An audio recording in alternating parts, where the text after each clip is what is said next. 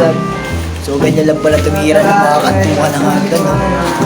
Ganyan lang pala pumanat ng kantuhan ng hagdan, no? Woo! Napakatindi talaga nito ni Mr. Kahayan, no? Malupitong. Kailangan pala lapakan mo ng kahoy na ganyan para mabilisan. Hindi totoo yan. Bola lang yan. Oh, grabe mga tirahan daw. Pre, hi ka muna. Hi! Hindi mo, no? Napakapulido ng kantuhan yung mga master, oh.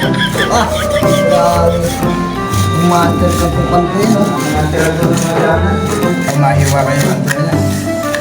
Oh, grabe. Huwag namamula ka dyan, mga master. Tingnan nyo, huwag namamula ka dyan, putulong pa. Wow naman! Wow! Wow! Napapanood ko yung ganitong video sa Indonesia. Wala. Nagawa din pala ng Pilipinas. Siguro ginaya na ng Indonesia yan, no? What? Mga ganyan diskarte, no? Andito talaga ako sa Pilipinas. Dito lang. Dito lang pala ginaya ng Indonesia yung ganitong tirada. What? Oh, kita nyo ba yan mga master, oh? Hindi yan siyang tumiran yan, mga master, mula baba. Ah, grabe talaga pa, oh. Seconds lang tinira yan. Hindi totoo yan. Bola lang yan. Hindi ako mga kalapit mga sir. Ano? Ah, grabe pa.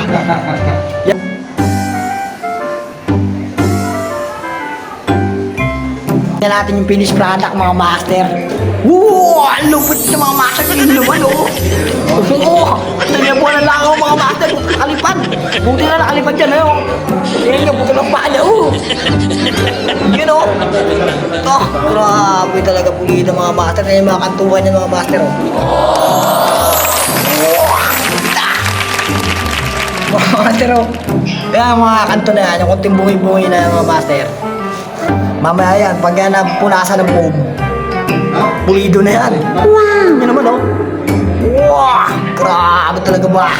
Sana all! Mga master, hindi pa yan napag-foam.